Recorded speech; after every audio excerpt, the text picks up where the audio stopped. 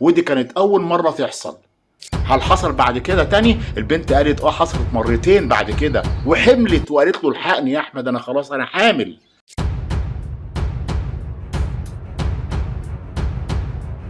السلام عليكم ورحمة الله وبركاته. جريمة النهاردة لما الواحد بيسمعها بجد يقول ايه ده؟ هو في كده يا بني ادمين؟ في حد يعمل كده في الدنيا؟ الجريمة دي تمت فين؟ في اسيوط، في مركز اسمه مركز الفتح، قرية اسمها قرية الواسطة. الاخ اخته عايشة عنده، هو عنده 34 سنة واخته عندها 25 سنة اسمها كريمة، هو اسمه احمد، وقاعدة وبتخدمه وهو بيصرف عليها. مش شاكرين يا عم الحاج؟ ولكن هنا اخته قاعده معاه لوحده. هو بقى الراجل باين عليه عازب ولا ايه ما تعرفش، لان مفيش تفاصيل عن الموضوع كله، يعني هل هو عازب ولا متجوز، لان هو لو متجوز هتتم الجريمه دي اصلا ازاي؟ المهم اخته معاه في الشقه، معديه قدامه في يوم من الايام. ايه الحلاوه والجمال اللي انت فيه دوت يا بت؟ انت مالك حلوتي كده؟ اللي انت بتقوله ده يا اخويا انا اول مره اسمعك تقول كده. لا صدقيني انت بقيتي حلوه قوي وزي الفل وعجباني. وايه يا بت ده يا بت؟ وبدأ ان هو يغازل في اخته. البت استغربت، هو في ايه اللي بيعمله ده؟ ربنا يستر، ربنا يستر. في ايه يا احمد مالك؟ انت اخويا يا احمد، عيب ايه اللي انت بتقوله ده؟ احمد راح قايم وراح واخد البت وشايلها ودخل بيها على اوضه النوم، وراح عمل معاها اللي ما يتعمل.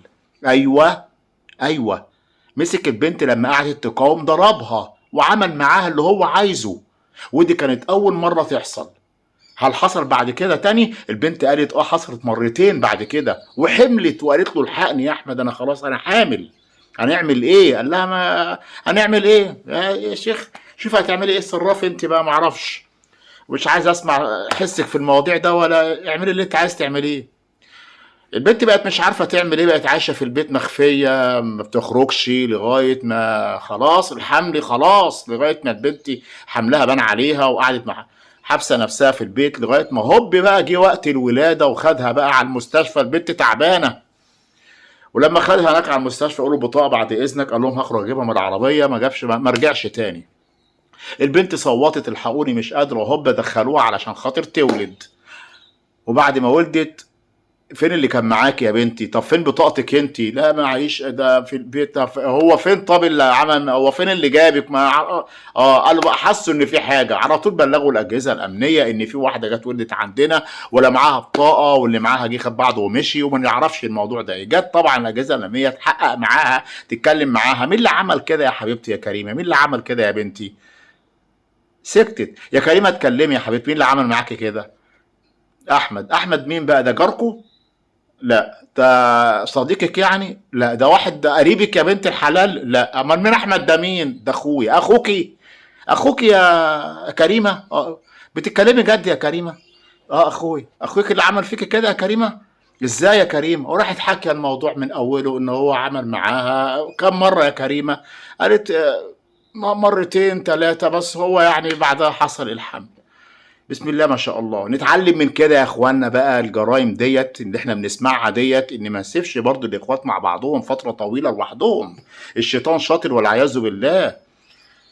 فين دين وفين الاخلاق وفين التربيه؟ فين التربيه ان الاخ يبص لاخته؟ في اخ في الدنيا، في اخ في الدنيا يتجرأ ان هو يبص لاخته؟ ده حتى الاعضاء بتاعتك يعني اشتغلت ازاي على اختك؟ يعني حست بايه؟ سبحانك يا رب. ده الواحد حاجة زي كده بتلاقي نفسه بيبقى يعني حالته ما فيش، ده اختك. لكن ان احنا برضو نتعلم من حاجات زي دي، ان احنا ما نسيبش الاخوات مع بعضهم فترة طويلة، وان احنا ما نحطهمش مع بعض في اوضة واحدة ولا في سرير واحد.